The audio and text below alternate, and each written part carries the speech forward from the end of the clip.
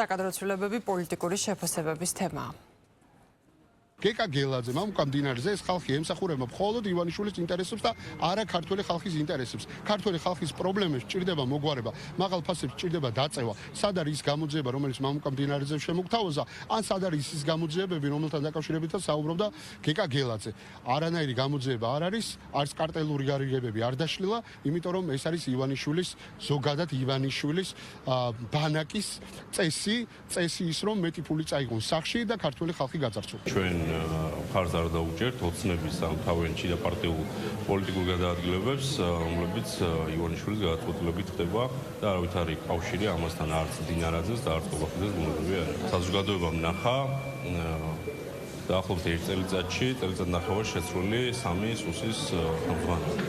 შესაბამისად განსაკუთრებული მოლოდინი არც ახალი კანდიდატის მიმართ საზოგადოებას არ უნდა ქონდეს და არც მომავალში უახლოეს თვეებში, როდესაც შეიცვლება ეს კონკრეტული კანდიდატი, როგორც დინარაძე შეიცვალა. გეკა გელაძე რაც შეეხება ჩვენ ნახეთ რომ შინაგან საქმეთა მინისტრობის დროს ის ეფექტური იყო საკმაოდ, ეს საჯაროა და ამას არ ჭირდება ბევრი ახსნა განმარტება, განსაკუთრებით ნარკომანიასთან ბრძოლაში მისი უწყება საკმაოდ იყო გამორჩეული, გამომდინარე აქედან ამას ვერ გააკეთებ თუ რაიმე ორგანიზაციული ნიჭი არ გაქვს და შესაბამისი მონაცემები არ გაქვს და აქედან გამომდინარეობს ის მოლოდინიც პოზიტიური, რაც ამ შემთხვევაში უნდა იყოს სახელმწიფო უსაფრთხოების სამსახურის ხელმძღვანელის პოსტზე.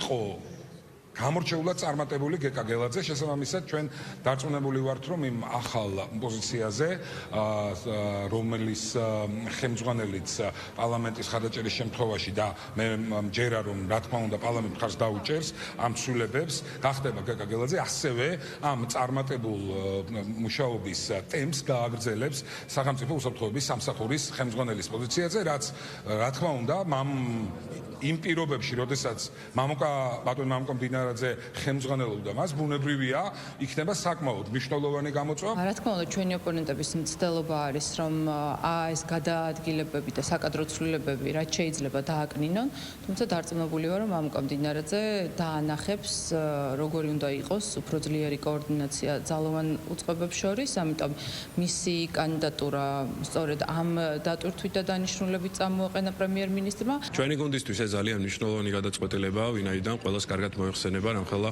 პოლიტიკური რესურსი და ძალა გააჩნია მამუკამდინარეძეს, შესაბამისად ახალი პოზიციიდან მას საშუალება ექნება, რომ მონაწილეობა მიიღოს პოლიტიკური დღის წესრიგის ჩამოყალიბებაში, ხოლო მეორეს მხრივ, რა თქმა უნდა, იგი იდეალურად გაუწევს კოორდინაციას ძალოვან უწყებებს და თავის მხრივ გადააზღვევს კიდევაც ბატონ გეკა გელაძეს, ბატონ სულხან თამაზაშვილს და იქნება სინქრონული მუშაობა, რომელიც ჩვენს ქვეყანას ძალიან წაადგება და ძალიან მნიშვნელოვანია.